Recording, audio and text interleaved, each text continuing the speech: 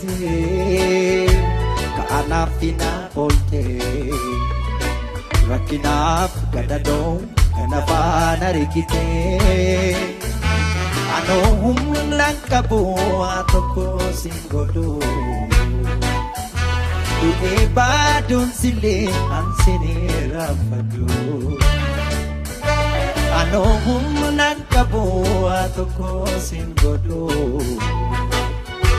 du'ee baaduun sillee ansinii raffadhu